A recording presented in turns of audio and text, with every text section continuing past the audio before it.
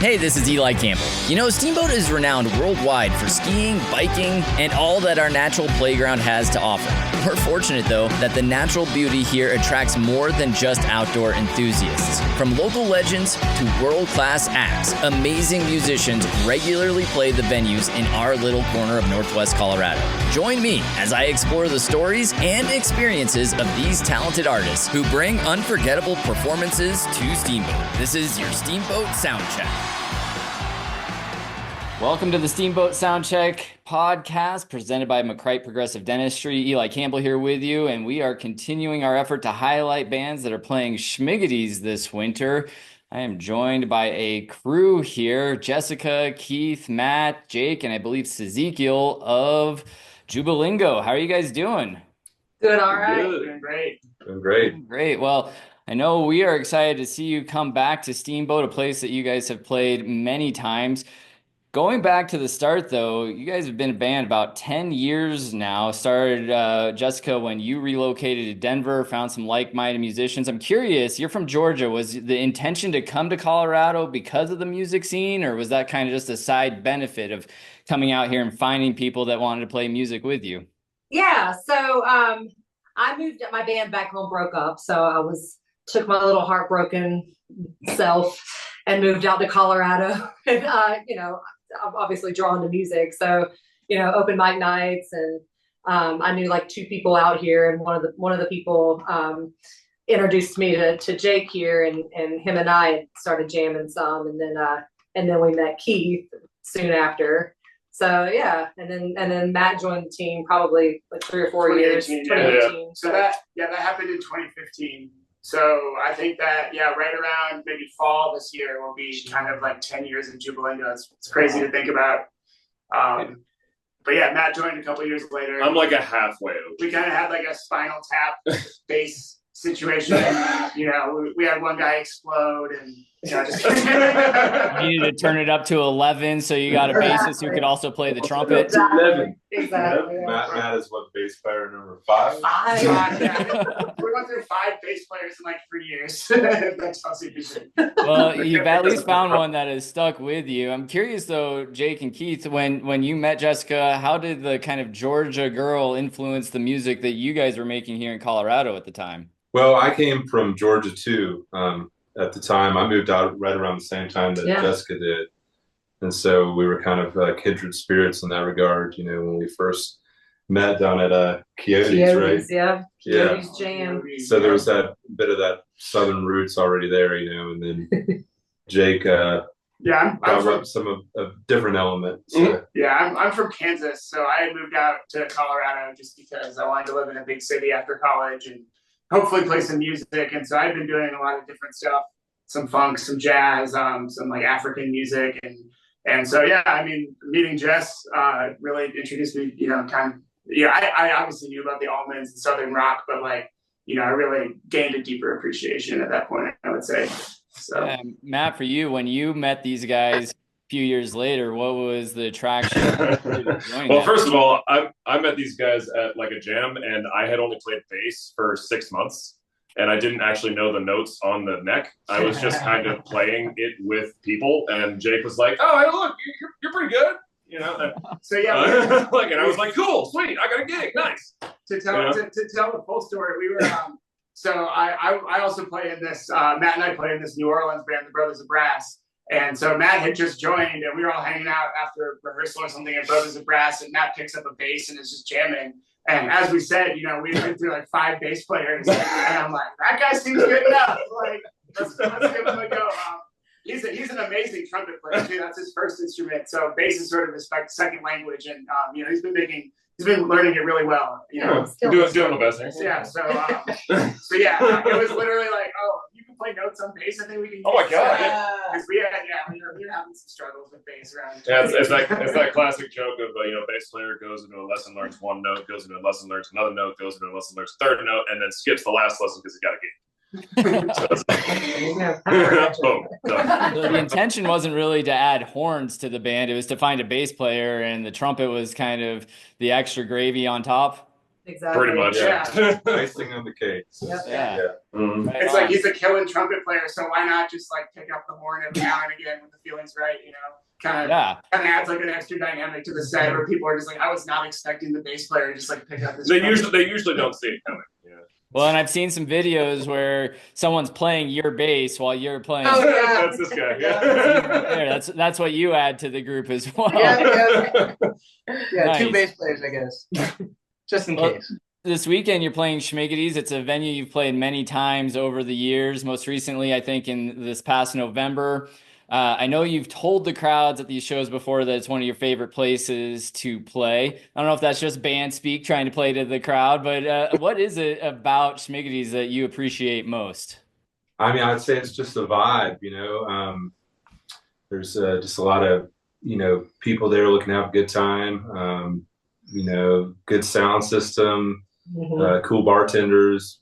Pat's always been, you know, super kind to us, and you know, it's just all around, I think, just a great place to be, you know, being up there in the mountains, you know, with snow outside and everything. And then we've been up there in the summer too, but it's just a great vibe, you know. Right. Yeah. You walk in and there's like not a bunch of tables and like it's a music venue. So you automatically, you're like, all right, the people are here to see music. They're not here to get a hamburger and then, you know, maybe catch some tunes. So that's always a good sign. They're looking to throw down. Yeah. Get down. Mountain people get down. Oh my God. They said it's a vibe, but like the vibe is strong. Like every time we played there, it's just been really good. I'm like, I go in thinking I can't be that good again, and the crowd just brings it, and they make you feel like a rock star. You know, we're kind of still small potatoes as a band, and so it's, you know, they just make you feel like you're rocking out, and like it just cultivates great music. You know, I think there was a time recently that the crowd chanted to the extent that Jake actually had to take his shirt off. Oh yeah, no, they demanded it. Do it. They demanded it. You can see it go down. It's on YouTube. We have the full show from last March. And yeah, it was like maybe like an hour into the set, people were just like, take your shirt off. I was like, I'm gonna think about that. You know, we play like another hour, and then you know the vibes are good. Like, take your shirt off. I'm like, all right, I'm gonna do it. They were demanding it. Take your shirt off. Gotta do what the crowd is asking for. No, they're talking to Jake. I don't know why. That's honestly not the only time you've gotten love specifically from the crowd too. Like the show before that, they were chanting your name, like they were just like, "Please give me more of the drummer, like give me solo something." Like, they just love you out there. I don't know what it is. I don't know what it is. Well, and this weekend, as we said, Czekial's joining you, multi-instrumentalist. You can go on the bass when needed. What Czekial, I'll ask you, what do you feel like you add to the dynamic of the band? And then I guess the band can contribute as well. Mostly support. I think that like I kind of help the rhythm section just like really be really tight, so that way like Keith can really pop off. I mean, like one of my frustrations as a soloist is like whenever the foundation is not quite solid, and so like I love playing rhythm stuff, you know, and like for me to be able to play acoustic, and then like we've also got some banjo stuff as well as electric guitar. I hop on a keyboard for a song. If Matt's taking a trumpet solo, I'll play some bass. So it's really just to like fill the cracks, because 4 people can only do so much, you know, but then you add one more person who can kind of do everything that all 4 are doing. And then everybody can kind of like really, really stand in their spotlight a little bit more. And then I also add like harmonies too. You better add singing, because that's he sings his ass off. So I sang a little bit. Great vocalist. Sings his ass off. But 2-part harmony is cool. 3-part harmony is fucking divine. Yeah. So, yeah, we take it there. We help take it there. Amen to that. Well, and you said the mountain people know how to get down this weekend. I'm not sure if you're aware, but it's a pretty big music weekend here in town. Winter Wondergrass is here. You're not officially part of the event, but certainly as the festival winds down around 10:30 on Saturday, you're going to have a lot of music lovers heading to keep that party going. Yep. You guys are going to be at Schmiggity's. This could be an opportunity to introduce yourself to more fans other than what you typically see at your Steamboat shows. So is that going to impact at all how you approach this set? This show, Schmiggity's is one of the only places that we've ever played as a band where we don't, we can take a break, but we choose not to take a break. we played, the last several times we played, it was 3 hours straight. I mean, because it's the energy's so high. It's like, I don't want to lose this energy, you know, so we just keep it going. So we have to not take a break. Right. Jessica said, I mean, I was like, no, we can take a break. I'm just saying. I'm just saying. Now there's a precedent here. In the past, we haven't taken breaks because the energy is so high. So I don't really know what much more we can do. I mean, we've got some new original songs that we're going to bust out on people. Kyle Hollingsworth, if you're listening to this podcast, you're more than welcome to come play on my piano and sprinkle some mojo on it. Yeah, so I mean, we try to bring it everywhere, and then it's the people that really just kind of elevate the show. I mean, I hope that we play the same for 5 people as we do for 500 people, you know. So I think it can often be difficult, you know, in the market of Colorado with so many bands out there to kind of break into the scene as well. So yeah, we definitely look at it as an opportunity, you know, to get out there and hopefully play for some new ears, you know. So I do want to highlight that that we did just get out of a studio session last month. So we do have, I think Jess mentioned it briefly, we do have like a couple new originals we haven't played yet. So we're really excited. We went and did a songwriting session out in this cabin in the mountains last summer, and got some good originals out of that and recorded them. So yeah, we're really excited to sort of unleash those some of those for the first time. Yeah, I was going to ask you about that because it was about this time last year that you were playing Schmiggity's and you played live a song that had yet to be released, Ragdoll Mama. And I think your website has, and you guys have been saying you've been working on some new music. So you've been there, you've been doing it. How does the new music kind of show the evolution of the band and your sound altogether? I'd say that some of the writing on some of the new stuff we've been doing is a lot more collaborative. Whereas in the past, you know, we've had like somebody bring in a song, or, you know, Jessica and I have written a song together and then we brought it into the band, and the songwriting session, you know, gave us an opportunity to really like get out there and just kind of like let things evolve, like in a group setting, you know. So that was really cool. Yeah. And that, you know, is kind of showcasing some of the newer materials. So.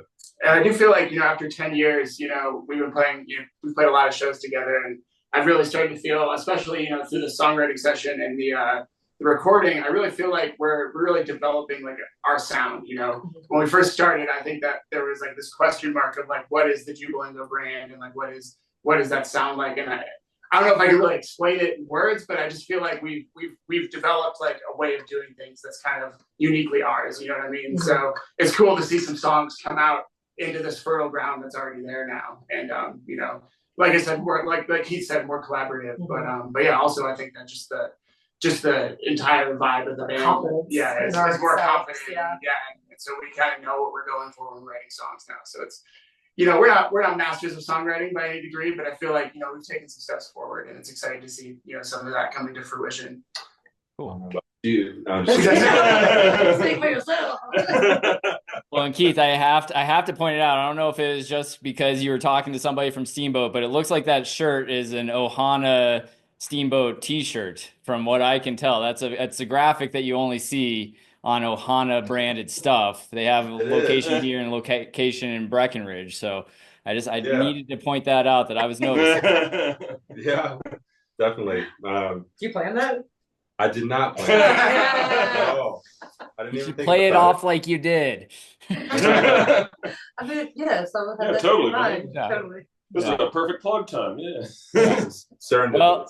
Well, I will, if I happen to run into Kyle Hollingsworth this weekend, I got to interview him a week ago before he played at Schmiggity's, and he's back in town. If I happen to run into him, I'll tell him that you guys are pass the word along. Tell him he's welcome to join us. There's no questions asked. Just step up on stage, tickle my ivories. Yeah, I'm sure he would. Knowing him, he loves just playing, so he might take that opportunity. But really, really, again, excited to see you guys back at Schmiggity on Saturday night. Show is going to be really an incredible way to kind of wind down what will be a full day of music here in Steamboat Springs. So thank you guys, and safe travels on your way up here. Yeah, thank you. Thank you. This weekend. We appreciate it.